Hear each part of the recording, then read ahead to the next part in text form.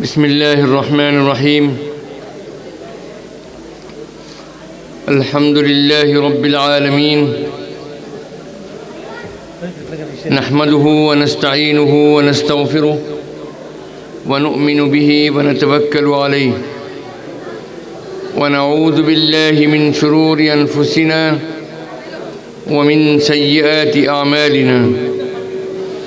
من يهده الله فلا مضل له ومن يضلله فلا هادي له، ونشهد أن لا إله إلا الله وحده لا شريك له، ونشهد أن سيدنا ونبينا وحبيبنا ومولانا محمدًا عبده ورسوله، صلى الله تعالى عليه وعلى آله وأصحابه وأزواجه وذرياته وجميع أهل بيته وبارك وسلم تسليما كثيرا كثيرا. أما بعد، فأعوذ بالله من الشيطان الرجيم. بسم الله الرحمن الرحيم. رب اشرح لي صدري ويسر لي أمري واحلل عقدة من لساني يفقه قولي. صدق الله العظيم. اللهم إني أسألك بأنك أنت الله لا إله إلا أنت الأحد الصمد الذي لم يلد ولم يولد ولم يكن له كفوا أحد.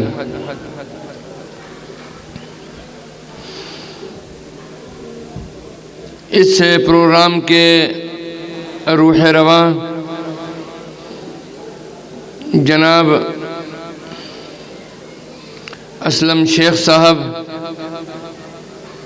اور ان کے معاونین اور اسٹیج پر بیٹھے ہوئے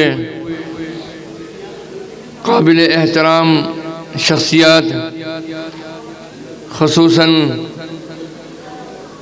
آل انڈیا مسلم پرسنل لا بورڈ کے ممبر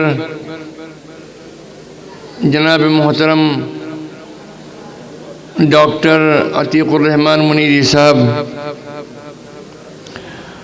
اور جماعت المسلمین کے ذمہ داران اور اس پورے علاقے کے متحرک حضرات، حاضرین مجلس اور ہماری قابل احترام مائیں بہنیں اور عزیز بچیاں،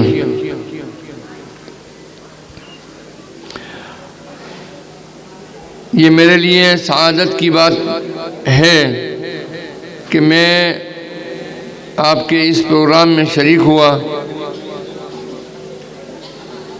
جو پرانی مسجد ہے، ایک تاریخی مسجد ہے، اس کی توسیع کے بعد جو کہ اس قدر خوبصورت انداز میں کی گئی کہ پرانے اسٹرکچر کو بعین ہی باقی رکھ کر پھر توسیع کی گئی.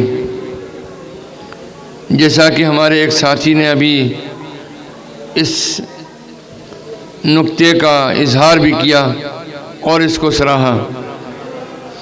بہرحال یہ پروگرام ہماری حاضری کا سبب بنا. انشاءاللہ آپ جب جب یاد کرتے رہیں گے ہم حاضر ہوتے رہیں گے. اس وقت ہندوستان کے جو حالات ہیں،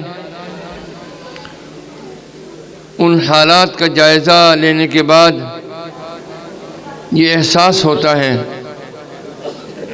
کہ آزادی کے بعد سے لے کر اب تک یہ ملک انتہائی نازک دور سے گزر رہا ہے. جہاں تک تعلق ہے اس ملک کے دیگر میدانوں کے حالات کا، اس کی تو فہرست بہت لمبی ہے، جو اس وقت کا موضوع نہیں ہے. اس وقت کا موضوع یہ ہے کہ مسلمان اس ملک میں کن حالات سے گزر رہے ہیں. ایک بات ہم کو یہ یاد رکھنا چاہیے کہ اس ملک کی تحریک آزادی کی بنیاد ڈالنے والے ہم مسلمان ہیں۔ اس ملک میں تحریک آزادی کے دوران سب سے زیادہ قربانی دینے والے ہم مسلمان ہیں۔ اس ملک کی تحریک کی خوبی یہ تھی کہ اس میں تمام قوموں نے مل کر اس تحریک آزادی کو آگے بڑھایا۔ اس میں ہندو، مسلم، سکھ، عیسائی سب شریک رہے، لیکن جو بنیادی کردار رہا قربانیوں کا اور اپنے جان و مال، عزت آبرو کی قربانی کا، جتنی قربانیاں مسلمانوں نے دی اس کی مثال ملنا مشکل ہے۔ آج انڈیا گیٹ پر 63,000 شہیدوں کے نام موجود ہیں۔ وہ اس بات کی گواہی دے رہے ہیں کہ مسلمان نے کچھ نہیں دیکھا، اس ملک کی آزادی کی خاطر سب کچھ گنوایا اور قربان کیا۔ یہ الگ سیاسی موضوع ہے کہ اس ملک کا بٹوارا ہوا، اس کی سیاسی ترجیحات تھیں، لیکن حقیقتاً مسلمان ہرگز اس ملک کا بٹوارا نہیں چاہتا تھا۔ اس بٹوارے کا، اس ملک کی تقسیم کا ایک پلندہ بھی مسلمانوں کے گردن پر ڈالا جاتا ہے، جبکہ تاریخی اعتبار سے بالکل غلط ہے۔ ہندوستان میں جب تحریک آزادی اپنی آخری مرحلے میں پڑاؤ میں چل رہی تھی اور یہ ملک آزاد ہوا تھا، تو اس ملک کی اکثریت، مسلمانوں کی اکثریت نے یہ فیصلہ کیا تھا کہ جو بھی حالات ہوں ہم یہ سرزمین ہماری سرزمین ہے، ہم نے اس کی آزادی کی تحریک کو اپنے خون جگر سے سینچا ہے، اور ہم اس ملک میں رہیں گے، قرآن کے رہیں گے، سنت کے ساتھ میں رہیں گے، اذانوں کے ساتھ میں رہیں گے، اپنی تہذیبی روایات کو چھوڑے بغیر بلکہ اس پر قائم رہتے ہوئے ہم اس ملک میں زندہ رہیں گے، اپنے سجدوں سے، اپنے رکوع سے، اپنی تلاوتوں سے اپنی مسجدوں کو آباد رکھیں گے، اور ہماری تہذیبی قلعے، مدارس جو کہ ہمارے تہذیب تمدن کے معمار کے ایک طریقے سے قلعے ہیں، ہم ان کو قائم کرنے کی کوشش کریں گے۔ ہندوستان آزاد ہوا، لیکن ایک فرقہ پرست طاقتوں کا ایک گروہ وہ برابر اس بات میں لگا رہا کہ اس ملک میں اگر مسلمان اپنی شناخت کے ساتھ میں رہتا ہے تو وہ ہمارے لیے سب سے بڑا چیلنج ہے۔ علامہ اقبال رحمۃ اللہ علیہ نے یہ بات کہی تھی کہ میں یورپ اور امریکہ کے طول و عرض کو ناپ کر آ چکا ہوں، میں نے ان کا دورہ کیا ہے، میں نے ان کی گلیوں کو چھانا ہے، اور میں اچھی طرح قوموں کے عروج اور زوال کا مطالعہ کیا ہے۔ میں یقین کے ساتھ میں کہہ سکتا ہوں کہ اگر تم بحیثیت مسلمان کے اس ملک میں رہنا چاہتے ہو تو ان بوریا نشی مدرسوں کی قدر کرو اور ان سے رشتہ مت توڑو۔ انہی مدارس سے رشتہ توڑنے کے نتیجے میں آپ آج یورپ اور مسجد غرناطہ کے صرف کھنڈرات باقی ہیں، تعمیر باقی ہیں، لیکن اسپین میں کوئی اسلام کا نام لیوا نہیں ہے۔ یہ اس وقت کی صورتحال بتلا رہے تھے۔ تو قومیں زندہ رہتی ہیں اپنی تہذیب سے، اپنے تمدن سے، اپنی روایات سے، اپنی شناخت سے، اپنی پہچان سے زندہ رہتی ہیں، روپیے اور پیسے سے زندہ نہیں رہتی ہیں۔ لیکن ہماری اس شناخت کو ختم کرنے کے لیے روز اول سے آزادی سے پہلے سے کوششیں ہوتی رہیں۔ بہرحال یہ ملک کو آزادی کا خواب پورا ہونے کے بعد آزادی کی سانس لینے کا موقع ملا۔ اب مرحلہ آتا ہے ہندوستان کے کانسٹیٹیوشن کے مرتب ہونے کا۔ ہمارے اسلاف نے، بزرگوں نے مل کر اس بات کی کوشش کی اور وہ قانون بھی بنا۔ وہ قانون کیا بنا؟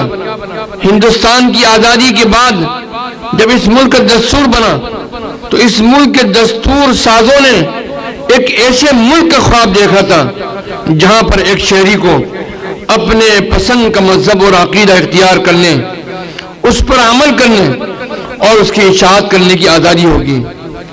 اس ملک کے ہر فرد کو معاشی، سیاسی اور سماجی طور پر مساوات اور برابری کا حق حاصل ہوگا۔ مگر آزادی کے بعد ہی سے کچھ مسلمانوں کی اپنی غفلت اور حکومت کی پالیسیوں کا اثر یہ رہا کہ مسلمان اس ملک میں سیاسی، سماجی اور معاشی اور مذہبی اعتبار سے پچھڑتا چلا گیا۔ میرے عزیزوں اور دوستوں، میں یہ بات آپ سے عرض کرتا ہوں، حضرت مولانا علی میاں رحمۃ اللہ علیہ نے بھی اس طرف اشارہ کیا ہے اپنی تحریروں کے اندر کہ قومیں اپنی زبان اور تہذیب سے زندہ رہا کرتی ہیں۔ اگر کسی قوم نے اپنی زبان اور اپنی تہذیب کو چھوڑ دیا، نظر انداز کر دیا، تو تاریخ کے صفحات سے ان کا نشان مٹ جایا کرتا ہے۔ اسی نشان کو مٹانے کے لیے جدوجہد ہوئی، اور یہ جدوجہد آج سے نہیں، انگریزوں کے دور سے شروع ہو چکی تھی۔ انگریزوں نے جب اقتدار کے اندر آ گئے تو انہوں نے اسلامی قوانین کو تبدیل کرنے کی کوشش کی۔ انہوں نے اسلام کا جو تعزیراتی قانون ہے، جو پنشمنٹ کا اور سزاؤں کا قانون، اس کو بدل دیا، شہادت کا قانون بدل دیا اور بہت سارے قوانین بدل دیے۔ ظاہر ہے کہ علماء نے اس پر احتجاج نہیں کیا، اس لیے کہ ان قوانین کا تعلق حکومت سے، حکومت کی ذمہ داری ہے کہ ان قوانین کو نافذ کرے۔ چونکہ اقتدار سے مسلمان محروم ہو چکے تھے، اس لیے انہوں نے اس پر احتجاج نہیں کیا۔ لیکن ایک بات یاد رکھیے کہ جب باری آئی مسلم پرسنل لا کی تو انہوں نے پہلے سوچا کہ اس پر قدم آگے بڑھائیں یا نہیں بڑھائیں۔ یہاں بہت سارے حضرات یقیناً جانتے ہیں کہ مسلم پرسنل لا کسے کہتے ہیں، لیکن جن لوگوں کو نہیں معلوم ہو ان کے سامنے یہ بات رکھنا چاہتا ہوں تاکہ ان کے ذہن اس سلسلے میں واضح ہو جائے، ان کے ذہنوں کے اوپر کہ مسلم پرسنل لا کیا چیز ہے۔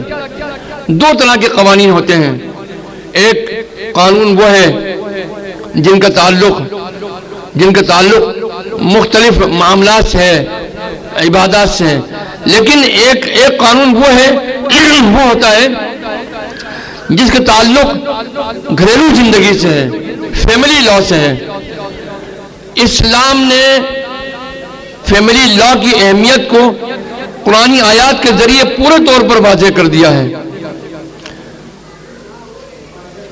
میں اس کی مثال علماء کرام کی تحریروں کی روشنی میں یہ کہہ کر سکتا ہوں آپ حضرات کے سامنے کہ اللہ سبحانہ و تعالی نے نماز کا حکم دیا، لیکن یہ نہیں بتلایا کہ نماز کتنی مرتبہ ہوگی، ظہر ہوگی، عصر ہوگی، مغرب ہوگی، عشاء ہوگی۔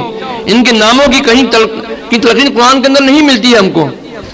اللہ سبحانہ و تعالی نے حج کا حکم دیا، لیکن حج کے حکام آپ کو قرآن میں نہیں ملیں گے، بہت اجمالی طور پر ملیں گے۔ نماز ہو، روزہ ہو، حج ہو، زکوٰۃ ہو، اس کے اجمالی حکم تو قرآن کے اندر ملے گا، لیکن کس طریقے سے ان احکام کو ادا کیا جائے اس کی تفصیل قرآن کے اندر موجود نہیں ہے، اور اس کی حکمت بھی ہے۔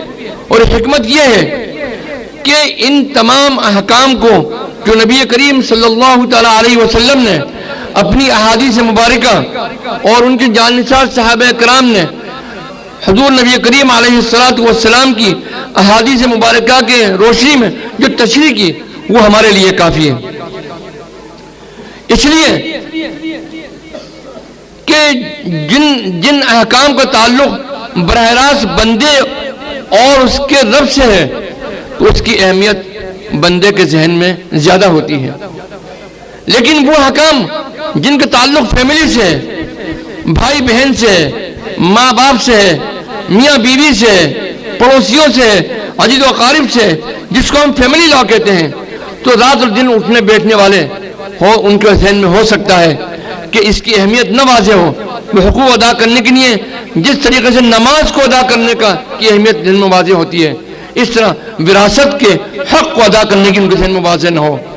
اس لیے جتنے بھی فیملی لا ہیں ان سب کو قرآن کریم نے اتنا واضح کر دیا ہے کہ اس میں کوئی گنجلک باقی نہیں رکھی. یہ ہے مسلم پرسنل لا. وراثت کا مسئلہ ہو، طلاق کا مسئلہ ہو، نکاح کا مسئلہ ہو، حضانت کا یعنی گود کا مسئلہ ہو، بچے کو دودھ پلانے کا مسئلہ ہو، رضاعت کا مسئلہ ہو، یہ جتنے مسائل ہیں یہ سب شرعی عائلی قوانین اور فیملی لا کہتے ہیں. تو اگر فیملی لا کی اہمیت نہ ہوتی تو اللہ سبحانہ و تعالی اس کو قرآن کریم کی صورتوں میں سورہ بقرہ، سورہ مائدہ، سورہ نساء اور اس کے علاوہ بہت ساری صورتوں کے اندر اللہ سبحانہ و تعالی نے تمام شرعی قوانین کو، فیملی لا کو اللہ سبحانہ کھول کھول کر بیان کر دیا ہے. جب انگریزوں نے دیکھا کہ ہم تمام قوانین تبدیل کر چکے ہیں تو اب باری آئی فیملی لا کی، مسلم پرسنل لا کی. انسان کا، مسلمان کا جو فیملی لا ہے، گھریلو زندگی کے متعلق جو قوانین ہیں اس کی باری آئی. تو انہوں نے سوچا کہ یہ تو بڑا حساس مسئلہ ہے، اس لیے انہوں نے لا کمیشن بٹھایا، رائل کمیشن بٹھایا. ایک بار بٹھایا اس کی رپورٹ آئی، دوسری بار بٹھایا اس کی رپورٹ آئی، پھر تیسری بار چند سالوں کو بٹھایا. 3 مرتبہ رائل کمیشن بیٹھا ہے کہ آیا مسلم پرسنل لا میں تبدیلی کی جائے یا نہ کی جائے. اور تینوں مرتبہ رائل کمیشن نے یہ اپنی رپورٹ دی کہ اگر یہ اتنا حساس مسئلہ ہے اور ان احکام کا تعلق براہ راست مسلمانوں کے تشخص سے اور قرآن و حدیث سے، اگر اس کے اوپر ذرا بھی کوئی آنچ آئی اور ذرا بھی چھیڑ چھاڑ کی تو ہندوستان کا مسلمان بغاوت کرے گا. اس بغاوت کے نتیجے میں ہم کو اس ملک سے اقتدار سے ہاتھ دھونا پڑ جائے گا. تو ظاہر ہے کہ اقتدار کو تو اپنے وہ رسک نہیں ڈال سکتے تھے، لہذا انہوں نے اس بات کا ارادہ کر لیا کہ ہمیں اس معاملے میں نہیں پڑنا ہے. لیکن اتفاق کی بات یہ ہے کہ 1930 کے آس پاس میں یا اس سے پہلے ایک فیملی کا ایک ڈسپیوٹ، یعنی بھائی اور بہن کا ڈسپیوٹ جو ہے وہ عدالت میں، سول عدالت میں چلا گیا. رواج یہ تھا کہ لڑکی کو وراثت میں حصہ نہیں دیا جاتا تھا. تو بہن نے اپنے والد کے انتقال کے بعد میں وراثت میں اپنا حصہ کا مطالبہ کیا. بھائی نے دینے سے انکار کر دیا. مسئلہ عدالت میں چلا گیا. بہن سول عدالت میں چلی گئی اور اس نے کہا کہ میں شرعی اعتبار سے، جی جزاک اللہ،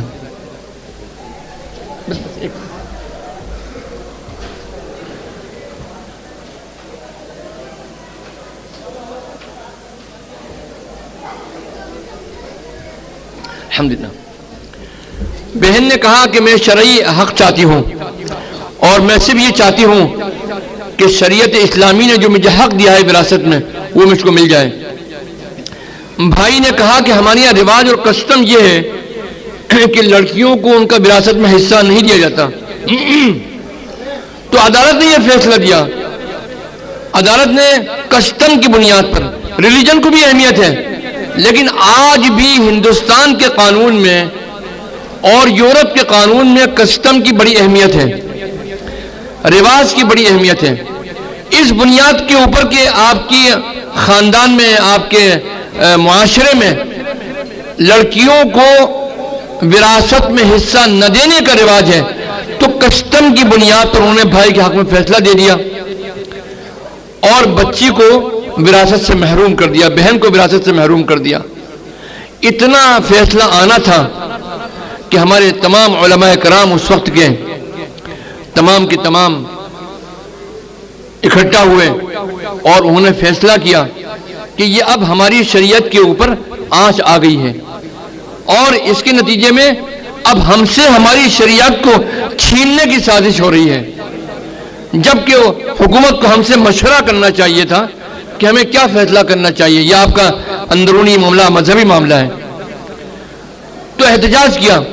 میں سمجھتا ہوں کہ کئی برس کے احتجاج کے بعد میں جب یہ دیکھا حکومت نے کہ جب یہ دیکھا، اچھا اس سے پہلے جب حکومت کے بارے میں اطلاع ملی علماء کرام کو کہ رائل کمیشن بٹھایا ہے، تو احتجاج کرتے رہے، حکومت برطانیہ تک وہ بات پہنچاتے رہے اپنی، اور حکومت برطانیہ نے ان کو یقین دلایا کہ ہم آپ کے شرعی معاملات میں مداخلت نہیں کریں گے۔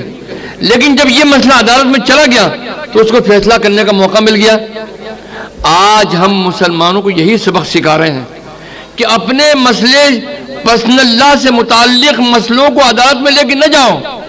اس کو کہاں شدھ بودھ ہے قرآن کی، کہاں اس کو نالج ہے حدیث کی، کیا اس کو پتہ ہے کہ قرآن کریم جو بات کہہ رہا ہے اس کی حکمت کیا ہے، اس کی حکمتیں کیا ہیں، اس کی اصل وجہ کیا ہے، اس کا شان نزول کیا ہے، اس کو کوئی بیک گراؤنڈ نہیں معلوم ہے۔ وہ اپنے اعتبار سے، اور خاص طور پر ہمارے تعصب میں اس طرح فیصلے دی جاتے ہیں کہ ہماری شریعت متاثر ہو جائے۔ یہی مسلم پرسنل لا بورڈ کی بھی ایک تحریک ہے کہ اپنے مسائل کو دارالقضاء کے اندر حل کرنے کی کوشش کرو تاکہ حکومتوں کو مداخلت کا موقع نہ ملے۔ اب جب یہ فیصلہ ہو گیا تو علماء نے احتجاج کیا۔ اس لمبے احتجاج کے بعد میں حکومت نے فیصلہ کر لیا کہ یہ مسلمانوں کا بڑا حساس مسئلہ ہے، اس لیے اس نے مسلم پرسنل لا کو دو قانون کے ذریعے پروٹیکشن دے دیا۔ ایک شریعت اپلیکیشن ایکٹ 1937 اور 1938، ان دونوں قانون کے ذریعے یہ فیصلہ ہو گیا کہ اگر دونوں فریق مسلمان ہیں اور اگر مسلم پرسنل لا سے متعلق کوئی ڈسپیوٹ ہے تو وہ سول عدالت برطانیہ میں حکومت کی نہیں سنے گی، اس کی سماعت نہیں کرے گی، بلکہ قاضی شریعت اس کی سماعت کرے گا۔ مسئلہ یہاں تک حل ہو گیا، لیکن فرقہ پرست طاقتیں کہ دماغ میں تھی یہ بات کہ ہم کو مسلمانوں سے ان کی پہچان کو چھیننا ہے، اور میں صرف آج اسی موضوع پر گفتگو کر رہا ہوں آپ سب حضرات سے۔ ہمارے سامنے چیلنج بہت سارے ہیں، تعلیم کا چیلنج ہے، سماجی چیلنج ہے، سیاسی چیلنج ہے، لیکن اس کے لیے ہم کو بہت وقت چاہیے، اور ہم آتے رہیں گے، گفتگو بھی کرتے رہیں گے۔ لیکن ہم یہ بات کہنا چاہتے ہیں کہ جب مسئلہ آیا دستور کے لکھنے کا تو ان فرقہ پرست طاقتوں نے ایک چیز لکھوا لی پریمبلس میں، یعنی جسے مشورہ کہتے ہیں پریمبلس میں، کہ یونیفارم سول کوڈ نافذ کرنے کی کوشش کی جائے گی۔ پریمبلس کا ایک لا کیا کہتا ہے؟ پریمبلس کا لا یہ کہتا ہے کہ سماج میں کنسنسس اور موافقت بنانے کے بعد ہی اس قانون میں تبدیلی کی جائے گی، اس کے بنا زور زبردستی نہیں کی جا سکتی ہے۔ تو اس میں پریمبلس میں کیا ہے؟ پریمبلس میں یہ بھی ہے کہ یہ بھی ہے کہ آپ سب کو روزگار عطا فرمائیں گے، سب کو کھانا دیں گے، سب کو گھر دیں گے، شراب نوشی سے اس ملک کو پاک کریں گے، رشوتوں سے یہ ملک پاک ہوگا۔ ان پر تو کبھی آپ کے ذہن گیا نہیں، اور سیدھا یونیفارم سول کوڈ کے اوپر چلا گیا۔ مخالفت بہت کی، اور ہمیں افسوس ہے اس بات کے اوپر کہ اس ملک کے کانسٹیٹیوشن کی کہ جنہوں نے باغ ڈور اٹھائی تھی بابا امبیڈکر جی، ان کے اوپر مسلمانوں نے بہت دباؤ ڈالا کہ آپ جو ہے وہ اس بات کو منظور مت کیجئے، لیکن انہوں نے کہا، جب بہت دباؤ پڑا ان کے اوپر تو انہوں نے کہا کہ بھائی اس کون سی پاگل حکومت ہوگی جو کہ مسلمانوں کے پرسنل لا میں تبدیلی کرے گی۔ یہ پاگل حکومت آج آ چکی ہے ہمارے سامنے، ہمیں صاف صاف کہتے ہیں، ہم کھل کے بات کرتے ہیں، ان کے سامنے ٹارگٹ ہمارا مذہب ہے، ہماری تہذیب ہے، ہماری شناخت ہے۔ اب آپ یہ دیکھیے کہ جب کانسٹیٹیوشن بن گیا تو اس میں اس بات کی ہم کو گارنٹی دی گئی کہ مسلمان اپنے مذہب میں، اپنی تہذیب میں آزاد ہے، اپنے عقیدے میں آزاد ہے، اس کی تشہیر بھی کر سکتا ہے، اپنی تعلیمی اداروں کے قیام کے اندر بھی وہ آزاد ہے۔ یہ تمام باتیں طے ہو گئیں۔ اس کے بعد 1972 کا موقع آتا ہے۔ 1972 کے اندر لے پالک بل آتا ہے، ایڈاپشن بل۔ وزیر قانون کانگریس حکومت کا جو وزیر تھا اس نے یہ بات کہی کہ ہم ایڈاپشن بل انٹروڈیوس کر رہے ہیں اور یونیفارم سول کوڈ کی طرف یہ ہمارا پہلا قدم ہے۔ ایڈاپشن بل کسے کہتے ہیں؟ ایڈاپشن کا مطلب یہ ہے کہ لے پالک یعنی کسی کو گود میں لے لینا، کسی کو اپنا بیٹا یا بیٹی بنا لینا۔ اسلام نے اس کی تائید نہیں کی ہے۔ آپ کسی کی پرورش کیجئے، کسی کی مدد کیجئے، شادی بیاہ کرا دیجئے، بے گھر ہے تو اس کو گھر دے دیجئے، تعلیم یافتہ نہیں تعلیم کا انتظام کر دیجئے، لیکن اسلام نے اس کو گود لینے کی تائید نہیں کی ہے۔ اور اگر گود لی بھی جائے تو وراثت میں اس کا حق نہیں ہوگا، آپ اس کی پوری زندگی اس پر خرچ کیجئے، لیکن اگر آپ نے اس کو منہ بلا بیٹا بنایا تو آپ کی جائیداد میں وراثت میں اس کا حصہ نہیں ہوگا۔ یہ شریعت کا خاص قانون ہے، لیکن لے پالک بل اس لیے لایا گیا کہ منہ بولے بیٹے اور بیٹی کو وراثت میں حصہ دیا جانا لازم ہے۔ تو اگر یہ قانون اس وقت پاس ہو جاتا تو آپ یہ سمجھیے کہ اگر اس قانون پر جو عمل کرتا تو شریعت کی نگاہ میں وہ گناہگار ہوتا، اور اگر قانون پر عمل کرتا اور قانون پر عمل نہیں کرتا تو گورنمنٹ کی نگاہ میں مجرم کہلاتا۔ لہذا مسلمانوں نے احتجاج بلند کیا اور پورے ہندوستان کے تمام مکتبہ فکر سب جمع ہو گئے اور سب نے مل کر احتجاج بمبئی کے آزاد میدان کے اندر 1972 میں کیا۔ اس کا نتیجہ یہ نکلا کہ اس میں تمام مسالک کے لوگ، بریلوی ہوں، دیوبندی ہوں، وہ اپنا اہل حدیث ہوں، دیوبندی ہوں، کہ تمام مکاتب شیعہ ہوں، سنی ہوں، تمام مکاتب فکر کے لوگ موجود تھے۔ انہوں نے کہا کہ جب ہمارا کلمہ ایک ہے، ہمارا قرآن ایک ہے، ہماری شریعت ایک ہے تو ہم سب مل کر اس کا مقابلہ کریں گے۔ الحمدللہ اسی نہج کے اوپر آج تک مسلم پرسنل لا بورڈ قائم ہے، اور مسلم پرسنل لا قائم ہوا 1973 کے اندر، 72 میں اجتماع ہوا، اور مسلم پرسنل لا بورڈ کے ذریعے چلائی گئی پوری ملک میں تحریک کے نتیجے میں انہوں نے حکومت اپنا قانون واپس لے لیا۔ بہرحال آج طرح طرح کے قانون اس ملک میں آ رہے ہیں، ان تمام قوانین کا مقصد ہمارے تشخص کو ہم سے چھیننا ہے۔ میں یہ بات عرض کرنا چاہتا ہوں آپ حضرات سے کہ اگر مسلمانوں نے اس ملک میں فیصلہ کر لیا کہ ہم شریعت پر عمل کریں گے، شریعت کو اپنے گھروں کے اندر اپنی گھریلو زندگی میں زندہ رکھیں گے، تو جتنے قانون بن جائیں انشاءاللہ شریعت کو ہمارے دلوں سے دور نہیں کر سکتے، جدا نہیں کر سکتے۔ لیکن خود مسلمان اگر شریعت کو چھوڑنے پر آمادہ ہو جائے گا، شریعت کی اہمیت اس کی نگاہ سے نکل جائے گی، تو یاد رکھیے وہی مسائل ہمارے سامنے آئیں گے جن مسائل کا ہم کو آج سامنا کرنا پڑ رہا ہے۔ تو میرا عزیزوں اور دوستوں، آپ سے میرا ایک ہی بات کہنا ہے کہ آپ کے جو فیملی لاز ہیں، آپ کے جو گھریلو جھگڑے ہیں، ان تمام گھریلو ڈسپیوٹ کے اندر آپ خدا را عدالتوں میں جانے کی بجائے آپ کا ایک نظام موجود ہے دارالقضاء کا، اس سے رجوع کیجئے۔ قاضی شریعت کی روشنی میں فیصلہ دے گا، جس کے حق میں فیصلہ ہوگا وہ بھی گویا کہ اس کو بھی نیکی ملے گی، اور وہ بھی فاتح کہلائے گا، اور جس کے خلاف فیصلہ ہوگا وہ بھی فاتح کہلائے گا، کیونکہ اس نے اللہ کی مرضی کے سامنے اپنے آپ کو سرنڈر کر دیا، اس نے قبول کیا اللہ کے حکم کو، اس کے خلاف فیصلہ کیا۔ یہی ہے شریعت، یہی ہے شریعت کا احترام۔ تو میرا عزیزوں اور دوستوں، آج ان حالات کے اندر جو ہمارے سامنے قوانین نئے نئے آ رہے ہیں، تو مسلمانوں کو چاہیے کہ تعلیم کے میدان میں آگے آئیں اور خصوصیت سے لا کے سبجیکٹ کو بہت زیادہ ترجیح دیں، پریفرنس دیں۔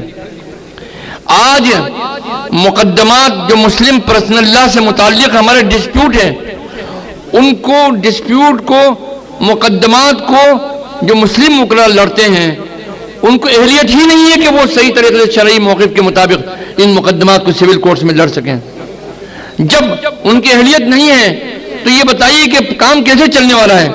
ان کو اللہ سے ڈرنا چاہیے۔ صرف فیس وصول کرنے کی خاطر بڑی بڑی مقدمات کو الجھاتے ہیں، اور مقدمات اتنے بگڑ جاتے ہیں اپنا سول کورٹ میں، پھر ہائی کورٹ میں، پھر سپریم کورٹ میں، کہ ان کو سدھارنا بڑا مشکل ہوتا ہے، ان کو ڈیفینس کرنا بڑا مشکل ہوتا ہے۔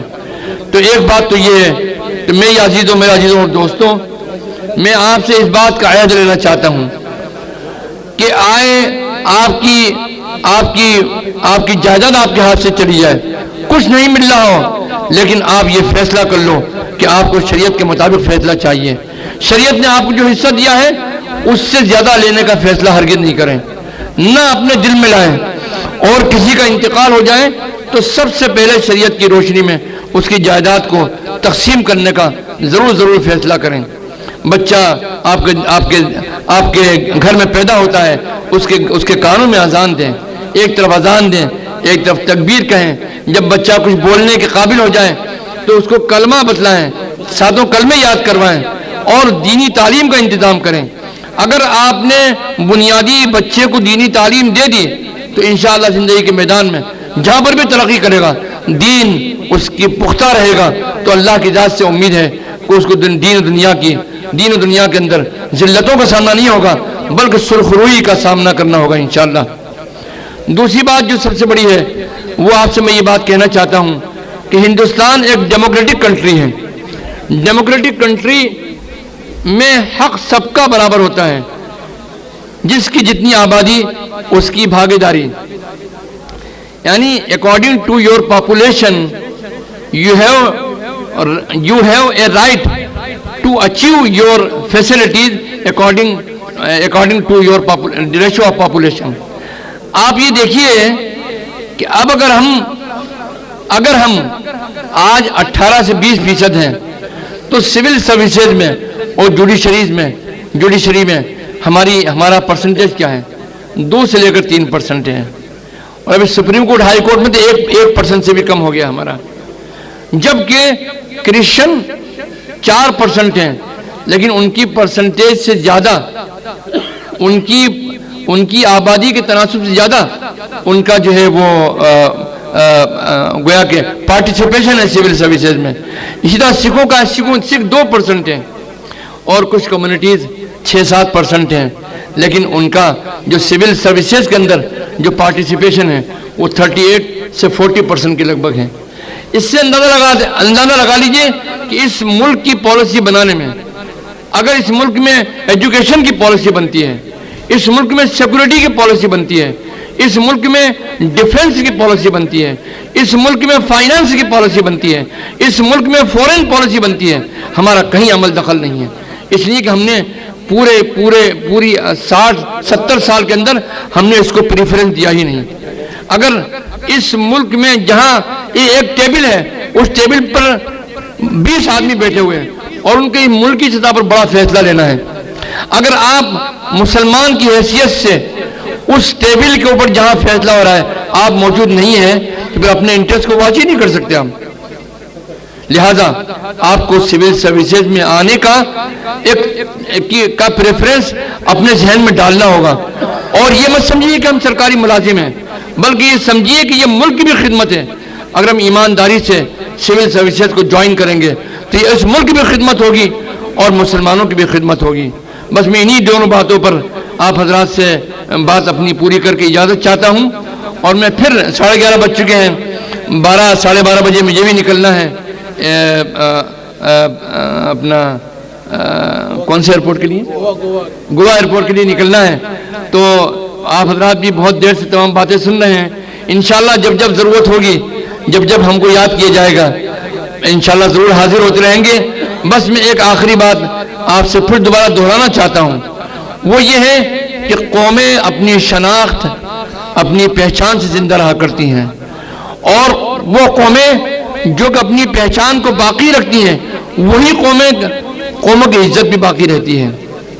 میں یہ سمجھتا ہوں کہ میرے ان مختصر اشارات کے بعد میں ہم یہ فیصلہ کرنا چاہیے ہم کو کہ ہم مسلم پسندیدہ بورڈ کو سپورٹ کریں گے، اس لیے کہ یہ وہ تنظیم ہے جو کہ ہندوستان میں مسلمانوں کی شناخت کے لیے کوشش کر رہی ہے۔